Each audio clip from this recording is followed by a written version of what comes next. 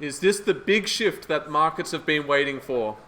Hi everyone, welcome to the Traders Circle weekly market update. Today is Wednesday the 8th of November 2023. I'm coming to you, well, not quite live from a very stormy Melbourne, Victoria. And what we've got to talk about this week all concerns the interest rate movements around the world. But before I do get into it, you do need to be aware that anything I say is general advice only.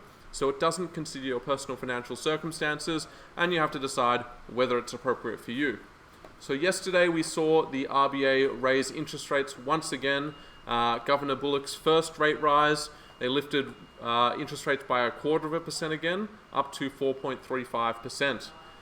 Now, the market initially, the Australian stock market initially fell after this, but that was only for a couple of minutes, and then we rebounded very strongly following that fact.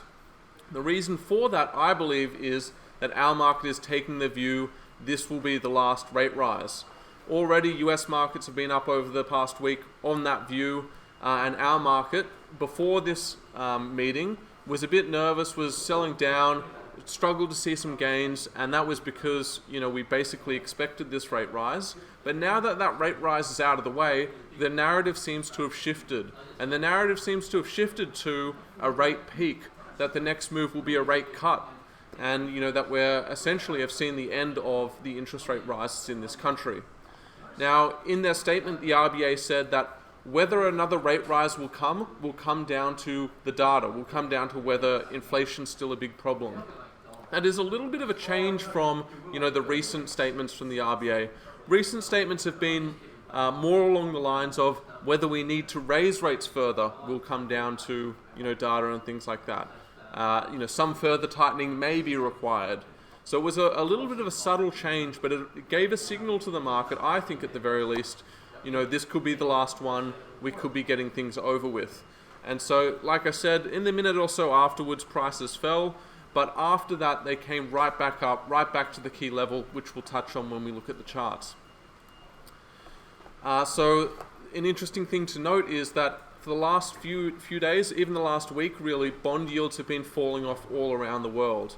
And it further goes into what I'm saying, that markets seem to be taking a view that this is the peak of interest rates. We've seen weaker than expected European CPI, that's back towards target levels. US CPI is only slightly above target levels. They had a surprisingly high unemployment read. Australian unemployment looks like ticking up a little bit as well. All of this is pointing to the economic slowdown that markets have been waiting for. All of this is pointing to the fact that, maybe inflation is starting to come back under control. Now, we will see a pretty important US CPI reading, US inflation reading. That's going to be on Tuesday night next week. And I will talk about that before it occurs in our video next week. And that could completely disrupt this narrative. But it really seems like that bullish sort of turn in sentiment that many have been waiting for did occur with the Federal Reserve meeting last Tuesday, I believe. And so that has sent the bond yields lower. And yeah, like I said, that is the market pricing in a rate peak, pricing in that eventually, the next move will be rate cuts. Interesting to note is that, we are seeing perhaps a bit of an economic slowdown. And you would usually associate that with, a weak market. A little bit of information from a client earlier is that usually the market doesn't actually see that, recession-associated selling until the yield curves normalize again. So at the moment, a bit of a yield curve inversion, which is pointing to a future, economic recession or an economic slowdown at the very least. But apparently the market response often doesn't occur until the yield curve normalizes again. Finally, the last thing to remark on this week is the conflicts around the world and, most specifically the Israel-Palestine conflict at the moment. There had been a lot of nervousness from a lot of investors that, there was going to be oil embargoes from Iran, that other nations around Israel and Palestine would get involved. This was going to spill over and escalate and snowball. And it doesn't seem like it's spread too much too far just yet. It doesn't seem like Iran's going to stop selling oil at all. Where outside nations have become involved, or outside groups, it hasn't been in anywhere near the same degree as, the October 7th stuff. And so, it does look like it's unlikely to sort of spread too much too far unless something changes. And so it seems a bit callous to say, but that has been a good thing for the market. We did see oil prices sell down quite a lot overnight. We saw gold come back off overnight. And I think that's the market sort of reducing their concern with regards to this conflict. Not over by any stretch. Doesn't mean it won't escalate from here. Doesn't mean it isn't a huge tragedy. But at least from the market's perspective, they seem to sort of be reducing their fear around the conflict. So let's have a look at the charts for this week, guys. We'll start with the US S&P 500, and they are right back at a key level, that 43.85 level. This was the previous peak for the market before they went down and set a lower trough. So now what we're waiting to see is whether we're going to get a higher peak or not.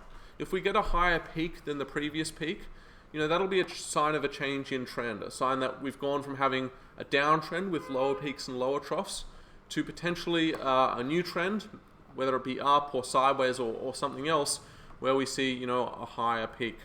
Now, it doesn't necessarily mean that we have to see a higher peak because we're currently seeing an inline peak, and that is already a sign that, the market's starting to reassess the downtrend that it's been on. So if it does hold here and pull back off, we'll be looking for a sign of a higher trough than the previous trough. It's hard to say exactly where, it might find a trough if it does pull back off from here, but maybe we'll look towards this 42.20 level. That was a trough in early October, and that could be a sign of a head and shoulders pattern forming. A little bit early to say though. They are right at a key level, and I suspect this level will hold. They have had 7 extremely positive sessions in a row. It becomes very difficult to add more points to the market when the market's done what it's done across the past week. So at this key level, if they do hold it, expect a pullback, but probably not to the previous trough, unless there is something dramatic, unexpected that happens around the world. Looking at our own XJO, it doesn't look anywhere near as positive. We did set a lower trough, and now we're possibly going to set a lower peak.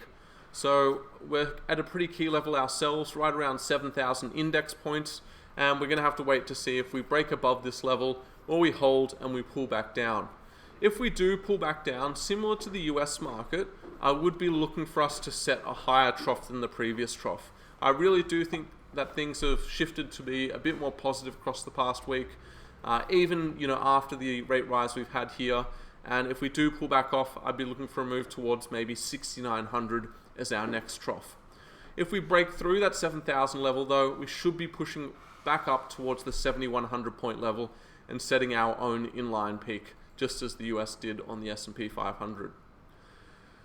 I will wrap it up there for this week, guys. It does seem like things are a little more positive, or in fact a lot more positive, after the Fed meeting last week, even after our own RBA rate rise. Like I said, don't be surprised to see a bit of a breather after the strength that we've seen, but as we move in towards the end of the year, it looks like we might see some Christmas cheer in 2023. Hopefully you guys enjoyed this one. If you did, let us know. Click like, click subscribe, and we'll see you next time.